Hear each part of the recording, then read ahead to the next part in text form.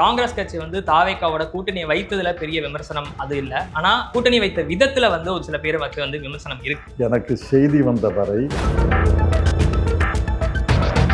ஒரு நேரத்துல இரண்டு பெரிய திராவிட கழகங்கள் வந்து வலுவிழந்த நிலையில நிக்கிற மாதிரி தெரியுது. இது வந்து அந்த கட்சிகளுக்கு நல்லதா இல்லைன்றல தமிழ்நாட்டுக்கு ஏதாவது செய்தி உணர்த்துதா, எச்சரிக்கையா? தமிழ்நாட்டில் ஒரு திராவிட ஈகோ சிஸ்டம் இல்லாம விஜய் வெர்சஸ் அண்ணாமலைன்னு ஒரு ஈகோ சிஸ்டம் கிரியேட் ஆகிறதுக்கான சதி அந்த அளவுக்குலாம் நீங்க சட்டப்பேரவை மரபு மீறப்பட்டிருக்கிறதா விமர்சனம் வைக்கிறாங்க. ஏன்னா தமிழ் தாய் வாழ்த்து மூலமா ஆரம்பிக்கணும் அப்படின்றது அது சரிவர நடந்திருக்கு. ஆனா உடனடியா வந்து தேசிய கீதமும் முடிக்கப்பட்டிருக்கு. தேசிய கீதம் தமிழக வெற்றி கழக அரசு வந்து நிதிநிலை பற்றிய ஒரு வெள்ளை அறிக்கை வெளியிட்டாங்க. அவர்கள் வெள்ளை அறிக்கையில மாநில அரசுக்கு கடன் அதிகம் என்பதை வலியுறுத்தி இருக்கிறார். கடன் அதிகம்தான், ஆனால் வரம்புக்குள்ளதான் வாங்கியிருக்காங்க. எனக்கு தெரியும், அமெரிக்காவும் கடன் வாங்கித்தானே செயல்படுகிறது. எந்த நாடு கடன் வாங்காம செயல்படுகிறது? அண்மையில வந்த காக்ரோச் பார்ட்டி கூட ஓரளவுக்கு தேசிய அளவுக்கு பெரிய கவனம் இருக்கக்கூடிய அளவுக்கு போராட்டம் முன்னெடுக்கிறாங்க. காங்கிரஸ் அப்படியான போராட்டங்கள் செய்ய தவறுதோ அப்படின்னு ஒரு பார்வை வைக்கிறது. காங்கிரஸை தவிர வேற எந்த கட்சி போராட்டம் நடத்துகிறது? தினமணி நேயர்களுக்கு வணக்கம். இன்றைய சிறப்பு நேர்காணல்ல நம்மளோட இணைந்திருப்பவர் காங்கிரஸ் கட்சியின் மூத்த தலைவர் ப. சிதம்பரம் அவர்கள். சார் வணக்கம். வணக்கம். 2029 மக்களவை தேர்தலில் நம்ம பாஜகவை வீழ்த்த வேண்டும் அப்படின்னா மாநில கட்சிகளின் பங்கு வந்து மிகப்பெரிய அளவுக்கு முக்கியம். ஆனால் நம்ம இப்போ சமீபத்தில் பார்த்தோம் அப்படின்னா மாநில கட்சிகள் வந்து தொடர்ந்து வலுவிழக்க செஞ்சுக்கிட்டு இருக்கிறாங்க. இந்த போக்கு நீங்க எப்படி பார்க்குறீங்க? இதுதான் பாரதிய ஜனதா கட்சியுடைய வழக்கமான வேலை. 10-12 ஆண்டுகளுக்கு முன்னாடி இதை தொடங்கினாங்க. அதற்கு ஊடகங்கள் ஆப்ரேஷன் லோட்டஸ் என்று பெயர் வச்சாங்க. அதைத்தான் இப்போவும் செய்கிறாங்க. மேற்கு வங்கத்தில், மகாராஷ்டிராவில் உடைக்கிறாங்க. கட்சிகளை உடைக்கிறது, அப்புறம் உடைஞ்ச கட்சியை மறுபடியும் உடைக்கிறது.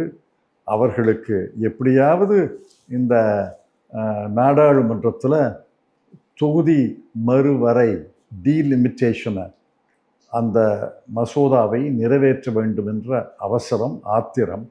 அதற்காக எல்லா கட்சியும் உடைப்பாங்க. அவங்களுக்கு ஜனநாயக கட்சியே அல்ல அது. இப்போ மேற்கு வங்க சட்டப்பேரவை தேர்தல் தோல்விக்கு பிறகு திரிணாமுல் காங்கிரஸ்ல ஸ்பிளிட் ஏற்பட்டிருக்கு. 20 மேற்பட்ட எம்பிக்கள் தேசிய ஜனநாயக கூட்டணிக்கு ஆதரவா நிற்க போறோம் அப்படின்னு சொல்லியிருக்கிறாங்க. அதன் பின்னணி வந்து நீங்கள் குறிப்பிட்ட இந்த டீலிமிட்டேஷன் பில் தான் அப்படின்னு புரிஞ்சுக்கலாமா? டீலிமிட்டேஷன் பில் மட்டுமல்ல, இன்னும் என்ன மசோதாக்களை கொண்டு வர போகிறாங்கன்னு தெரியல. உதாரணத்துக்கு விவசாய சட்டங்கள் 3 சட்டம் கொண்டாந்தாங்க, அதை வாபஸ் வாங்கிட்டாங்க. குடியுரிமை திருத்தச் சட்டம், அப்புறம் தனிநபர் சொந்த நலன்கள், பர்சனல் லா, அதெல்லாம் மாநிலங்களில் நிறைவேற்றுறாங்க. ஏன்னா நாடாளுமன்றத்தில் பெரும்பான்மை கிடையாது. இந்த பெரும்பான்மை கிடைச்சிருச்சுன்னா நாடாளுமன்றத்திலேயே நிறைவேற்றுவாங்க. ஸோ இதெல்லாம் இந்த அச்சமெல்லாம் பல பேருக்கு தோணவில்லையேன்னு தான் எனக்கு வருத்தம். இப்படியான சூழல்ல நம்ம மாநில கட்சிகள்லாம் ஒருங்கிணைக்க வேண்டிய ஒரு இடத்துல இருக்கிறது காங்கிரஸ். ஆனா காங்கிரஸ் வந்து அதை சரிவர செய்யறதில்லை அப்படின்ற குற்றச்சாட்டுகள் வைக்கப்படுது. அப்படின்னு யார் சொல்றா? நாங்கள் இந்தியா கூட்டணி கூட்டத்தை ஜூன் மாதம் 8ஆம் தேதி கூட்டினோம்.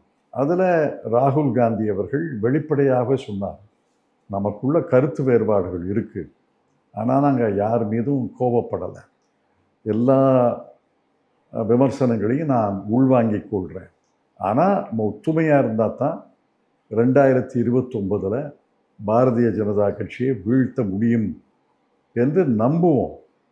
2024 ஓரளவுக்கு ஒற்றுமை ஏற்பட்டதால் தான் பாரதிய ஜனதா கட்சியை 240 இடங்களோடு நிறுத்தப்பட்டது.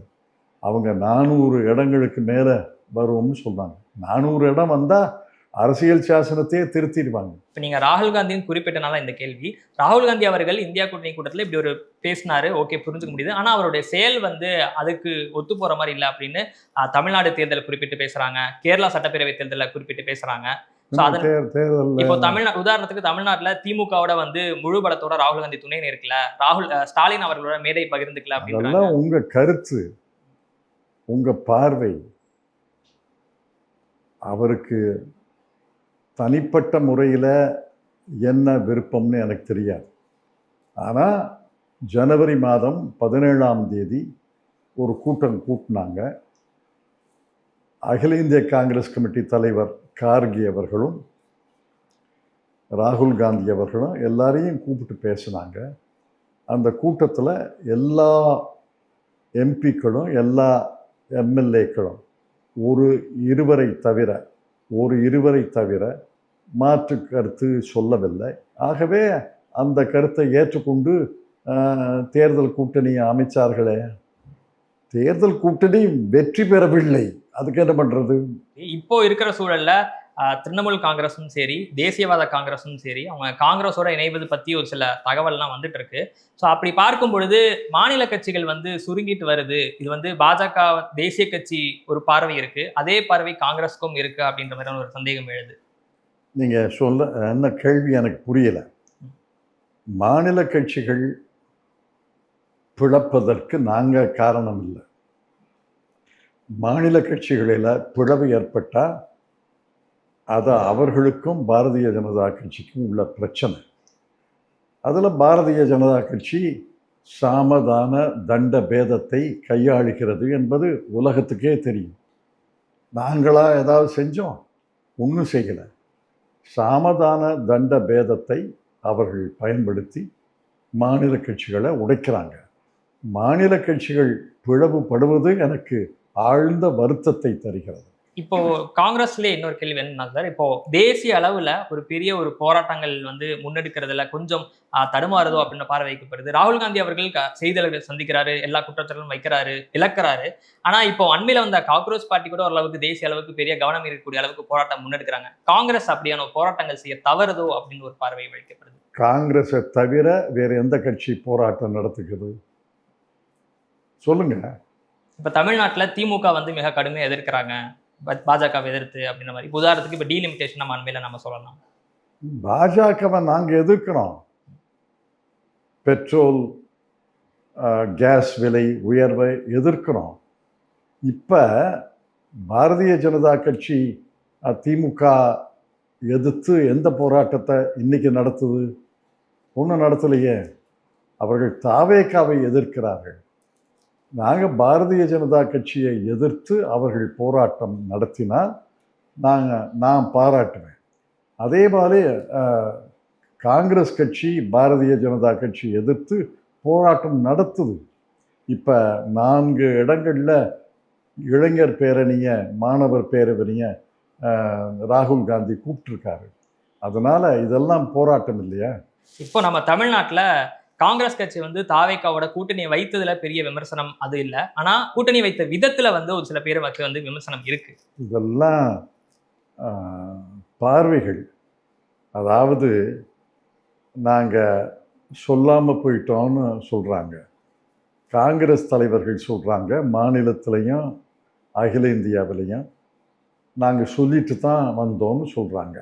எது உண்மை எது உண்மை இல்லைன்னு எனக்கு எப்படி தெரியும்? 2 கருத்துக்கள் எனக்கு காதில் கேட்டுச்சு. சொல்லிவிட்டு தான் வந்தோம், சொல்லாமல் வந்தோம். அப்புறம் 2 நாள் கழித்து சிபிஐ, சிபிஎம், அப்புறம் விசிகா, ஐயுஎம்எல் எல்லாம் விலகிடுச்சுல்ல. அதனால் தாவேகாக்கு ஆதரவு தந்தது ஒரு 24 மணி நேரம் முன்னாடி ஆதரவு தந்தது தவறு.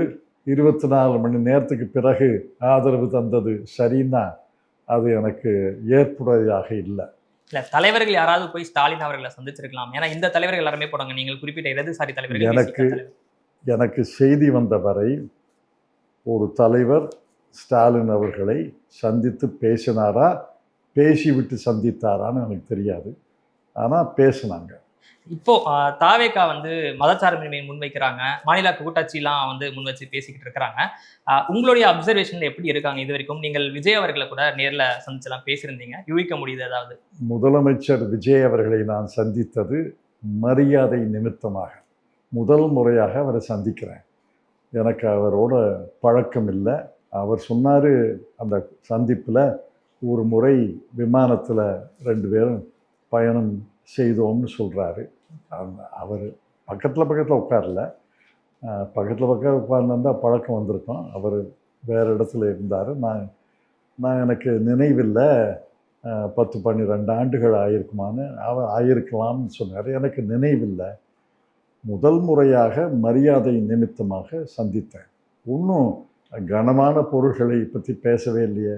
இல்ல உங்களோட ஏதாவது இப்ப இருக்கிற அப்சர்வேஷன்ல ஏதாவது யூகிக்க முடியுதா இவங்க இந்த பாதை நோக்கி நகருவாங்க இந்த தாவேக்கா அரசும் விஜய் அவர்கள்? அதாவது அவர்கள் பேச்சு, அவர்கள் அமைச்சர்களின் பேச்சிலிருந்து நான் புரிஞ்சுக்கிட்டது, மதச்சார்பின்மை கொள்கையில் உறுதியாக இருக்கிறாங்க. மாநிலங்கள் உரிமைகளை பாதுகாப்பதில் உறுதியாக இருக்கிறாங்க. தொகுதி மறுவரை, நாடாளுமன்றத்தில் இடங்களை மறுவரையில் உறுதியாக இருக்கிறாங்க. ஆக இந்த 3 காரணங்கள் போதுமே. இதுவரைக்கும் எனக்கு தெரிஞ்ச 3 காரணங்கள் இதுதான். இந்த 3 காரணங்கள் போதுமே அவர்களை ஆதரிப்பதற்கு. ஆதரிக்காமல் விட்டிருந்தா இப்போ சிபிஐ, சிபிஎம், பிசிகா, ஐயுஎம்எல் அதைத்தானே சொல்கிறாங்க. ஒன்று ஜனாதிபதி ஆட்சி வந்திருக்கும், குடியரசுத் தலைவர் ஆட்சினா அது பாரதிய ஜனதா கட்சி ஆட்சி, சின்ன பிள்ளைக்கு தான் தெரியும். 2வது மறுதேர்தல் வந்திருக்கும். மறுதேர்தலுக்கு நீங்கள் தயாரா? மறுதேர்தலுக்கு தமிழ்நாட்டு மக்கள் தயாரா? இல்லை மறுதேர்தலுக்கு அரசியல் கட்சிகள் தயாரா? ஒருத்தருக்கும் தயார் இல்லை.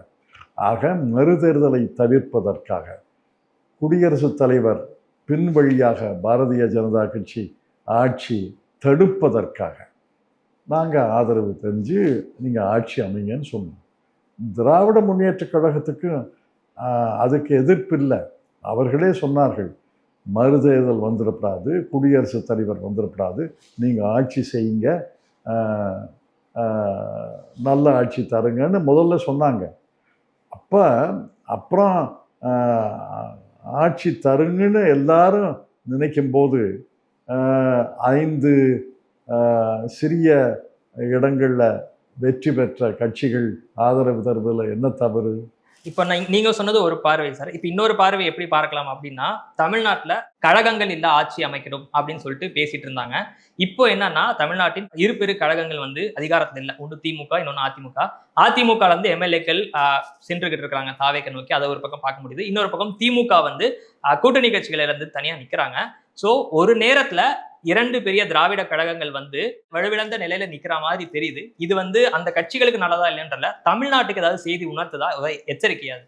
அந்த கட்சிகளுக்கு நல்லதா இல்லையான்னு அவங்க தான் தீர்மானிக்கணும். நான் எப்படி மாற்று கட்சியிலிருந்து கருத்து சொல்ல முடியும்? ஆனால் எதிர்க்கட்சிகள் வலிமையாக இருக்க வேண்டும்.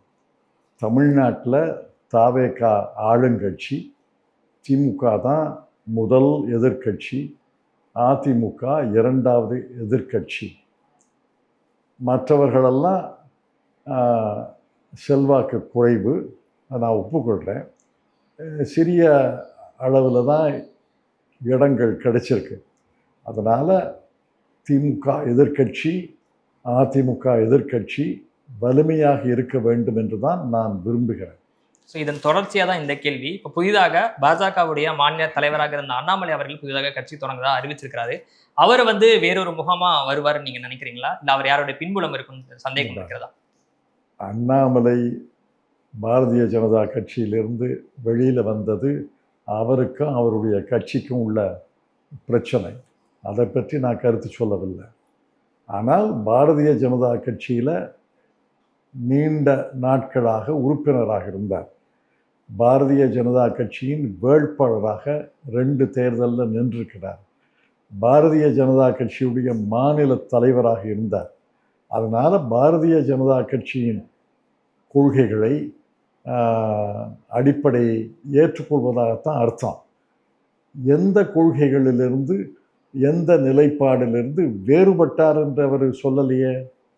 இப்போ ஒரு கட்சியில் இருந்து வெளியில் வந்தால் அது பதவி தரலை அப்படின்னு வெளியில் வந்தேங்கிறத நான் ஏற்புடையதல்ல. எந்த நிலைப்பாடு, எந்த கொள்கை நிலைப்பாடிலிருந்து நான் வேறுபட்டு வெளியில் வர்றேன்னு சொல்லணும். அவர் இதுவரைக்கும் சொல்லலை, எனக்கு தெரிஞ்ச வரைக்கும் சொல்லலை. அப்படின்னா பாரதிய ஜனதா கட்சியுடைய அடிப்படை கொள்கைகளை அவர் தொடர்ந்து ஏற்றுக்கொள்கிறார் தான் அர்த்தம். அதான் அப்ப என்னன்னா தமிழ்நாட்டுல ஒரு திராவிட ஈகோ சிஸ்டம் இல்லாம விஜய் வெர்சஸ் அண்ணாமலைன்னு ஒரு ஈகோ சிஸ்டம் கிரியேட் ஆகிறதுக்கான சதி அந்த அளவுக்குலாம் நீங்க அதெல்லாம் நீங்க மிகைப்படுத்தி சொல்றீங்க. திரு விஜய் அவர்கள் பாரதிய ஜனதா கட்சியுடைய நிலைப்பாடுகளில் மூன்று விஷயங்களில் வெளிப்படையாக உறுதியாக எதிர்க்கிறார். மதச்சார்பின்மை, தொகுதி மறுவரை, மாநிலங்கள் உரிமை. இன்னைக்கு 4வது சொல்லியிருக்காங்க, இருமொழி கொள்கையில் உறுதியாக இருக்கணும். இந்த 4ஐயும் அடிப்படை கொள்கைகள், பாரதிய ஜனதா கட்சியுடைய அடிப்படை கொள்கைகள் நேர் மாறுபட்டது. அதிலிருந்து விலகி இருக்கார், அதிலிருந்து வேறுபட்டு இருக்கிறார். திரு அண்ணாமலை அவர்கள் சொல்ல வேண்டும், அவர் மாநிலங்கள் உரிமையை பாதுகாப்பாரா, மறுவரை எதிர்ப்பாரா, இருமொழி கொள்கையை வலியுறுத்துவாரா, மதச்சார்பின்மையில உறுதியாக இருப்பாருன்னு சொல்லணும். இல்லை, அவர் ஒன்றும் சொல்லலையே. இப்போ விஜய் அவர்கள் இருமொழி கொள்கையை வந்து முன் வச்சாலுமே கூட இன்னைக்கு வந்து சட்டப்பேரவை மரபு மீறப்பட்டிருக்கிறதா விமர்சனம் வைக்கிறாங்க. ஏன்னா தமிழ் தாய் வாழ்த்து மூலமா ஆரம்பிக்கணும் அப்படின்றது அது சரிவர நடந்திருக்கு. ஆனா உடனடியா வந்து தேசிய கீதமும் ஒழிக்கப்பட்டிருக்கு. நம்ம கடந்த காலங்கள்ல தேசிய கீதம் ஒழிக்கப்படலைன்னு சொல்லி தான் வந்து முன்னாள் ஆளுநர் அவர்கள் வெளிநடப்பு செஞ்சார். அனாவசியமான விமர்சனங்கள். தேசிய கீதம் 2 முறை ஒலித்தால் என்ன? சினிமா தியேட்டரில் கூட படம் முடிஞ்ச பிறகு தேசிய கீதம் ஒலிக்கிறாங்க. தேசிய கீதத்தை முதல்லையும் கடைசியிலையும் ஒலித்தால் என்ன? இப்போ டெல்லியில் நாடாளுமன்றம் கூட்டும்போது தேசிய கீதம் முதலிலேயும் ஒலிக்குது, தேசிய கீதம் இறுதியிலையும் ஒலிக்குது. ஜனாதிபதி மாளிகையில், குடியரசு தலைவர் மாளிகையில் ஒரு நிகழ்ச்சி நடந்தால் ஜனாதிபதி குடியரசுத் தலைவர் வரும்போதும் எல்லாரும் எழுந்து நின்று தேசிய கீதம் ஒலிக்கிறது. அவர் நிகழ்ச்சி முடிந்த பிறகு வெளியில் போகும்போதும் அது தேசிய கீதம் ஒலித்து தான் அவர் வெளியில் போகிறாரு. இதில் என்ன தப்பு? 2 முறை தேசிய கீதம் ஒலித்தால் எனக்கு மகிழ்ச்சி தான். நம்ம இப்போ இதுல இன்னொரு விஷயம் என்னன்னா, அதிமுக எம்எல்ஏக்கள் வந்து ராஜினாமா செய்துவிட்டு தாவேக்கா போய் சேர்ந்துக்கிறாங்க. நம்ம குதிரை பேரம் பத்தி கடுமையாக விமர்சனம் செய்திருக்கிறோம் கடந்த காலங்கள்ல. பெருமளவு பாதிக்கப்பட்டிருக்கு காங்கிரஸ் மற்ற மாநிலங்கள்ல. ஆனா இங்கே வந்து நம்ம அந்த குற்றச்சாட்டை வைக்கப்படுது, குதிரை பேரம் அப்படின்னு குற்றம் சாட்டப்படுகிற தாவேக்கா. நாங்க கண்டிக்கிறோம். தேர்தலில் ஒரு கட்சியில வெற்றி பெற்று பேரம் பேசினாங்களா இல்லையான்னு எனக்கு தெரியாது. அந்த ஒரு மாதத்தில் 3 வாரத்தில் 4 வாரத்தில் பதவியிலிருந்து விலகி தாவேக்கால சேருவதை நான் விரும்பவில்லை.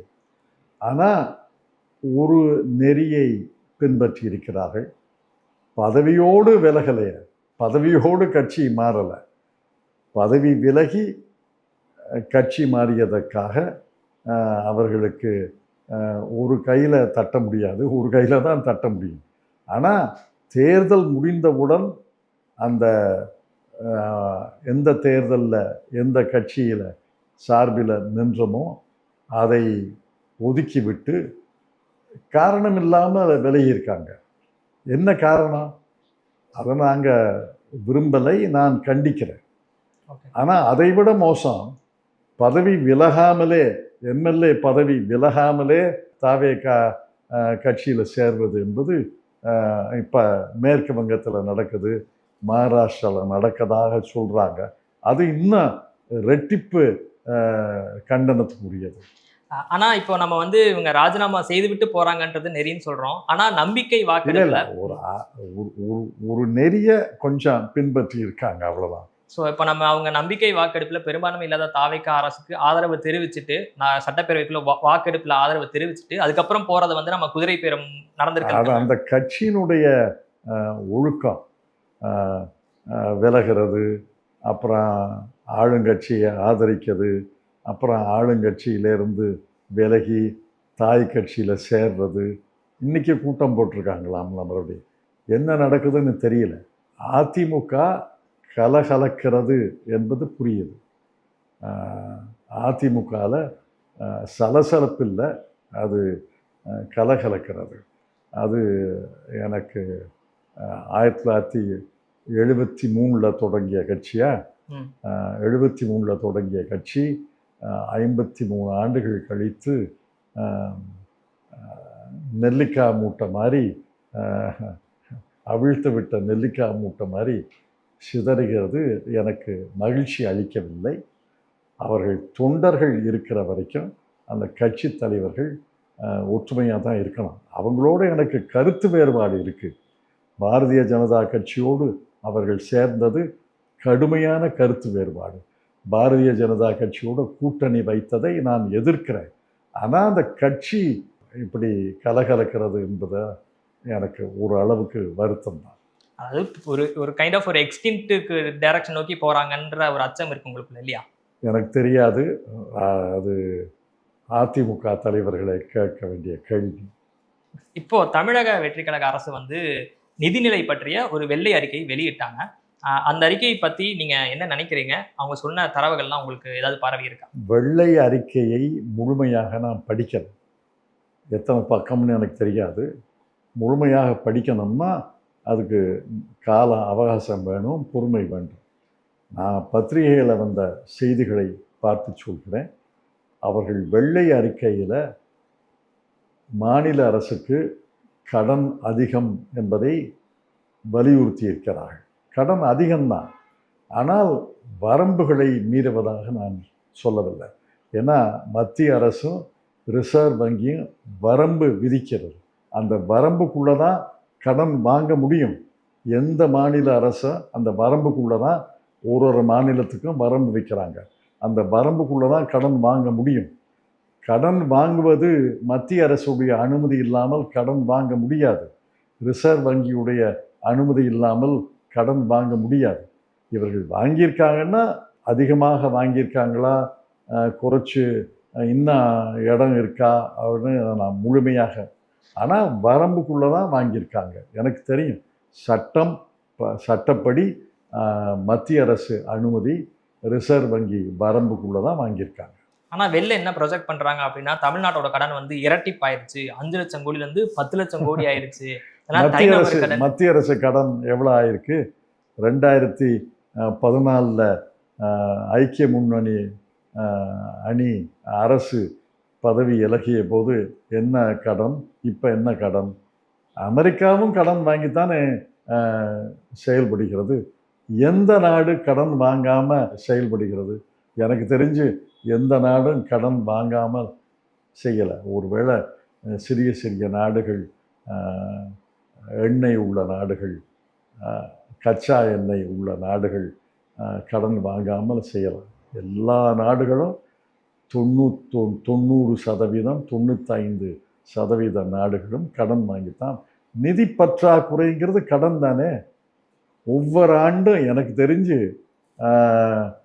ஒவ்வொரு ஆண்டும் நிதி பற்றாக்குறை இருக்குல்ல பட்ஜெட்டில், அந்த நிதி பற்றாக்குறையை பழைய கடனோடு சேர்க்க வேண்டியதானே. இப்போ இன்னொன்னே வந்து இப்போ நம்ம கடன் வாங்குறதே வந்து இப்போ 3% அப்படின்ற மாதிரி சொல்லியிருக்காங்க. அது வந்து ஒரு கைட்லைனாக இருக்கலாம். அது வந்து நம்ம அதுதான் உச்சவரம்பு நிர்ணயிக்க வேண்டாம் அப்படின்ற மாதிரி ஒரு சிலர் பார்வை வைக்கிறாங்க பொருளாதார வல்லுநர்கள். வரம்புக்குள்ள கடன் இருக்க வேண்டும் என்பது விதி.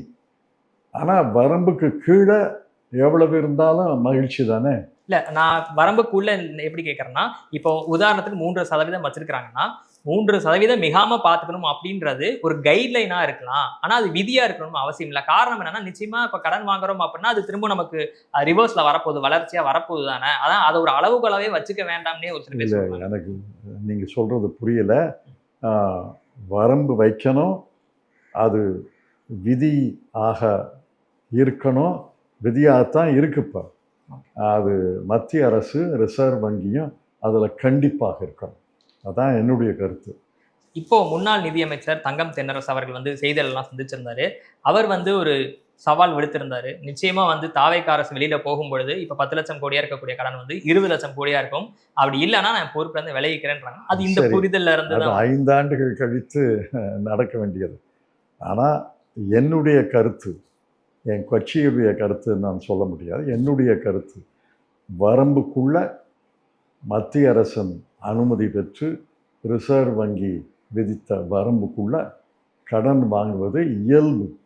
அது எல்லா அரசுகளுக்கும் பொருந்தும்.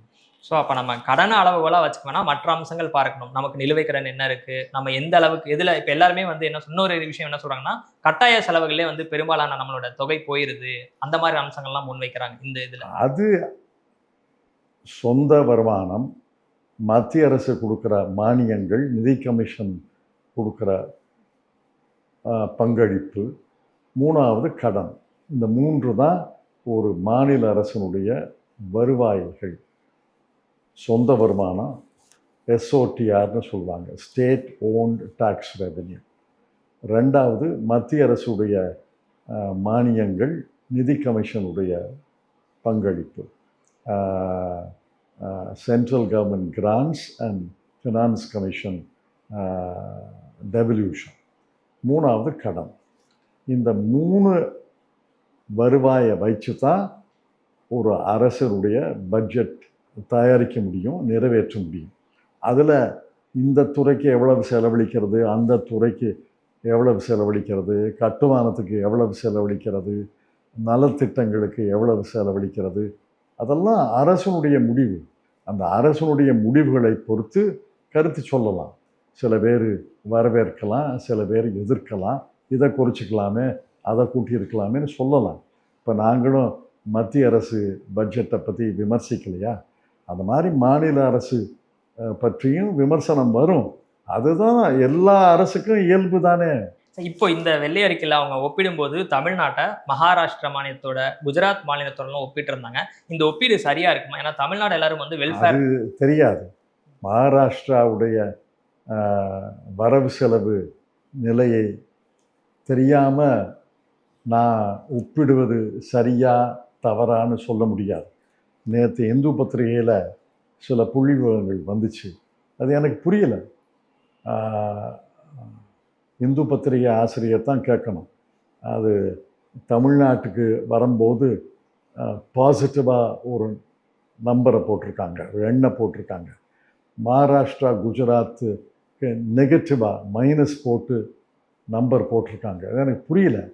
அதனால் வெள்ளை அறிக்கையை முழுமையாக படித்த பிறகு தான் ஒரு கருத்து சொல்ல முடியும். அது ஒப்பிடுவது சரியா தவறான்னு அது சொல்லணும்னா 4 மாநிலங்களுடைய வரவு செலவுகளை பார்க்கணும். இல்லை, நம்ம வரவு செலவு இல்லாமல் இந்த பார்வையில் பார்க்கலாமான்றது மட்டும் ஒரு கேள்வி. இப்போ நான் தமிழ்நாடுன்னா வெல்ஃபேர் ஸ்டேட்டு, மற்ற எல்லா இண்டிகேட்டர்ஸ்லையும் முன்னணியில் இருப்பாங்க. பட் ஆனால் குஜராத், மகாராஷ்டிரா வந்து ஒரு சில இண்டிகேட்டர்ஸில் முன்னணியில் இருப்பாங்க, ஒரு சில இண்டிகேட்டர்ஸில் பின்னாடி இருப்பாங்க. உதாரணத்துக்கு கல்வி ஒப்பிட்டோம் அப்படின்னா தமிழ்நாடு வந்து முன்னாடி இருக்கும், குஜராத்தோட ஒப்பிடும்போது அவங்க பின்தங்கி இருப்பாங்க. ஸோ அப்போ ஒருங்கிணைந்த ஒரு வளர்ச்சி அப்படின்னு பார்க்கும்போது தமிழ்நாடு வேறு ஒரு மாநிலமாக இருக்குது. இது நம்ம தரவு இல்லாமல் செயல்பாடு தவறான பார்வை. அவர்களுடைய வருவாய் 3 வழிகளில் இருக்கிற அவர்களுடைய வருவாய், செலவு, அந்த மக்களுக்கு என்ன தேவை.